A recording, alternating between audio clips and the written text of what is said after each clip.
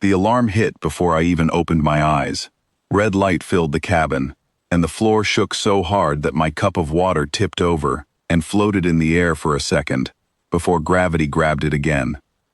I was Marcus Hale, junior engineer aboard the transport ship Solace, and in that moment, I knew something had gone very wrong. "Hull stress at 80%, said the ship's voice, calm and steady, the way it always was, even when nothing else felt calm. "Gravity well detected ahead, correcting course." I grabbed the wall and pulled myself toward the control room. Every step felt heavier than the last, like the ship itself was trying to hold me back. When I reached the door, it slid open to show Elena Brooks standing at the main console, her hands moving fast across the controls, her eyes locked on the screen in front of her. "We drifted into a gravity current," she said without turning around. "Something pulled us off course. We are close to a border zone that does not belong to us." "Whose zone is it?" I asked. "Theirs," she said, and pointed to the screen. On the screen, 3 large shapes moved closer, sharp and smooth, shining like polished metal under starlight. They were beautiful in a strange way, built with perfect symmetry, nothing wasted, nothing rough. Next to them, our ship looked like a metal box someone had bolted engines onto in a hurry. "They are hailing us," Elena said. A voice came through the speakers, cold and formal, speaking through a translator that made every word sound flat. "Unknown vessel, you have entered restricted space. Power down your engines and prepare to be boarded." I looked at Elena, she looked back at me, and for a second, neither of us said anything. "We can't power down," I said. "If we do, the gravity current will pull us straight into that debris field behind them. We'll be crushed before anyone boards us." "Then we need another plan," she said, "and we need it fast." The ship shook again, this time harder, and a warning light blinked on the console.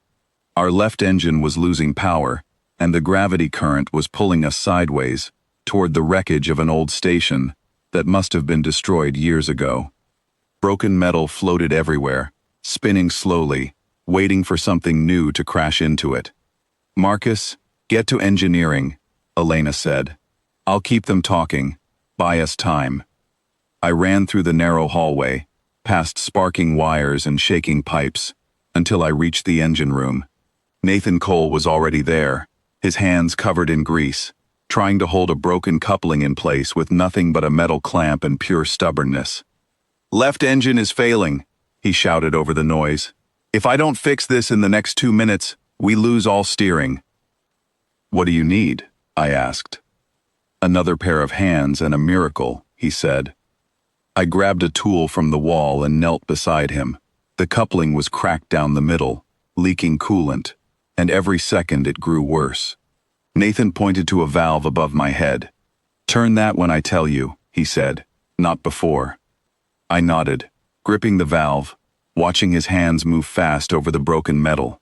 Sparks flew every few seconds, and the ship groaned like something alive in pain. "Now," he shouted, and I turned the valve as hard as I could.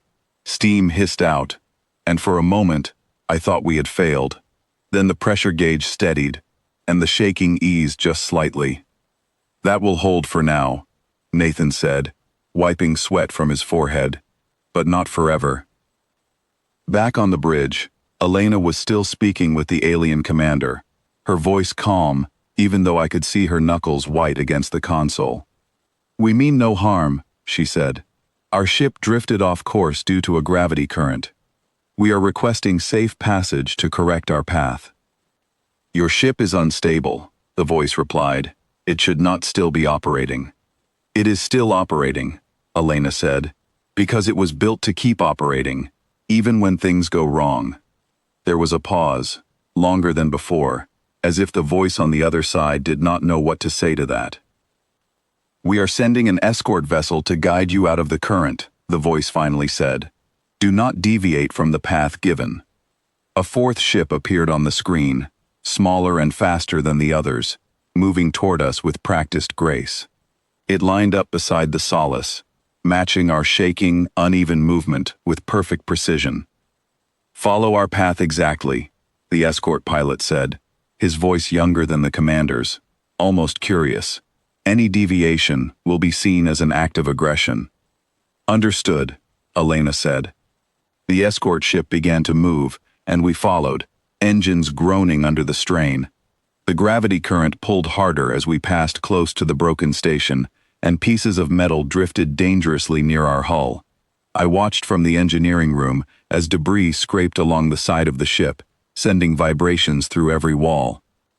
"Left engine holding," Nathan said, checking his gauges. "Barely." On the bridge, Elena kept her eyes on the screen, watching the escort ship's path, following every turn precisely, even as our ship shook and groaned around her. The escort pilot's voice came through again, this time with less confidence. "Your ship is taking damage from debris contact," he said. "Power output is dropping. Explain." "Our ship was built to take damage and keep moving," Elena said. "It wasn't built to look perfect. It was built to survive." The escort pilot didn't answer right away. Through the front window, I could see his ship glide effortlessly around each piece of debris, never once touching anything, while ours bumped and scraped through the same field like a stone rolling downhill. Then, without warning, a large piece of the old station broke free and drifted directly into our path, too close and too fast to avoid with a normal turn. "Brace for impact," Elena said, and grabbed the controls herself. Instead of steering away, she pushed the ship forward, angling the hull so that the heaviest, strongest section faced the debris. The impact came a second later, a deep and heavy shudder that threw everyone off balance. Metal screamed against metal, but the hull held. On the console, a new alert appeared. Hull integrity had dropped, but not broken. The ship was still moving, still following the escort's path, still alive. The escort pilot's voice returned, quieter now, almost unsure. "Your hull should have failed under that pressure." "It wasn't built to be pretty," Elena said. "It was built to keep its people safe." We cleared the debris field a few minutes later, the gravity current finally releasing its grip as we reached open space again. The escort ship slowed beside us, and the commander's voice returned, no longer as cold as before. "Your vessel does not match our expectations," he said. "Our records describe your kind's ships as simple, weak, and inefficient." "Maybe we don't build ships to impress anyone," Elena said. "We build them to bring people home."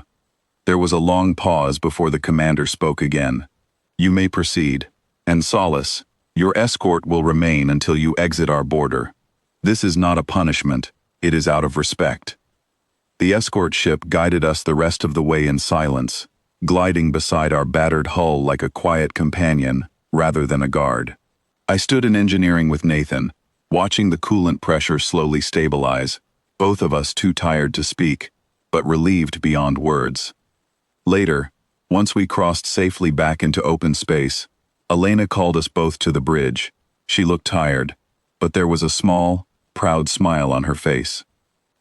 "We made it," she said, "not because our ship is the most beautiful one out there, but because it was built by people who understand what it means to keep going even when everything falls apart."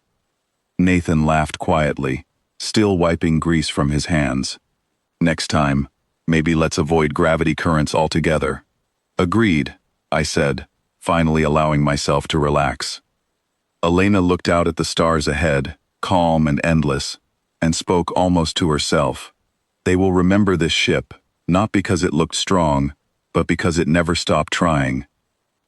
As the Solace drifted quietly through open space, leaving the border zone behind, I thought about everything that had happened, how close we came to losing everything, and how we made it through, not with perfect design, but with people who refused to give up. Somewhere behind us, in that quiet border zone, an empire was learning a new lesson about a species they had underestimated. We were not the strongest, not the fastest, not the most polished. But we were the ones who always found a way to keep moving forward.